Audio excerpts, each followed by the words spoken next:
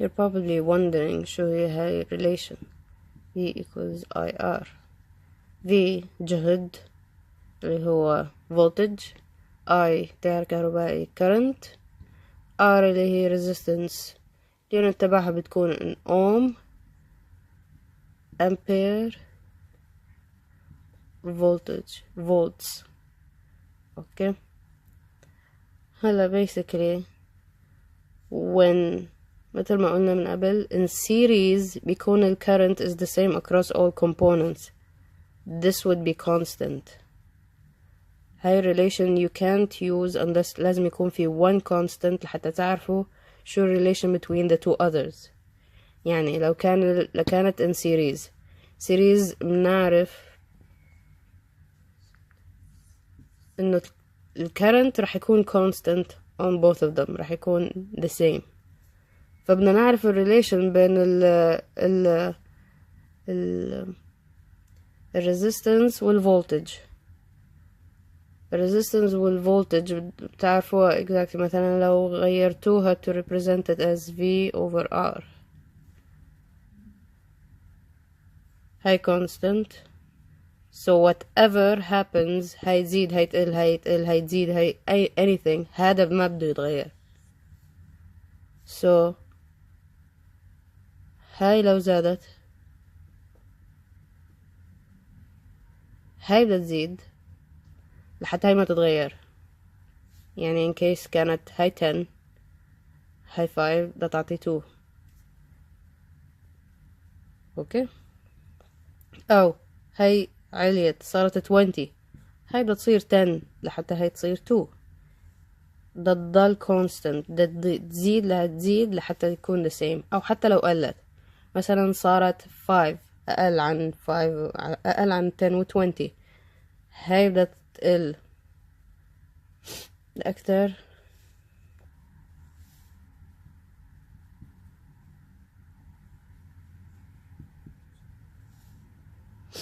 basically it. طبعا بتعرف اوكي تعطي 2. يعني basically بدها تزيد لحتى تقل، تزيد لحتى تضل constant، تقل لحتى تضل constant. اوكي هلا لما بدها تكون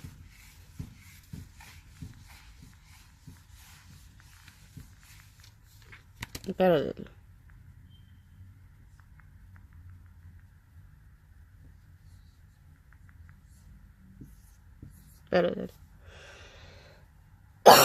عفوا. هلا in parallel بده يكون in parallel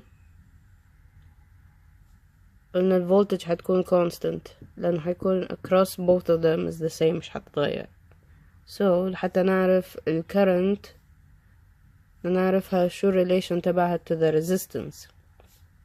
كل ما زادت ال resistance بالبلب ال current فيه رح يقل مثل ما حكينا أول شي. this is just a theoretical way لحتى نعرفها أكتر إنه in relation بالقوانين مثل ما أنتوا فهمانينها it makes sense.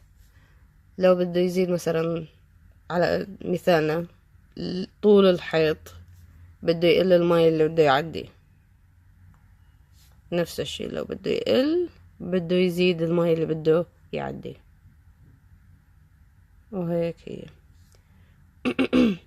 يعني قلنا الفولتج كان مثلا هون 5V across both of them ما في مشاكل عادي.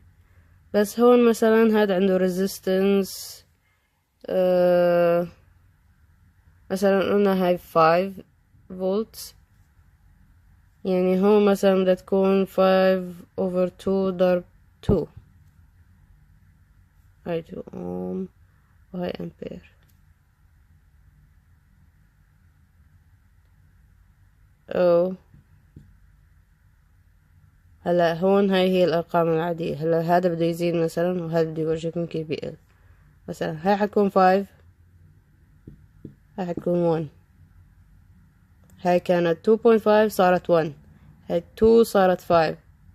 هلا مثال تاني كيف هاي بدها تقل وهاي بدها تزيد. مثلا resistance 1 5 basically.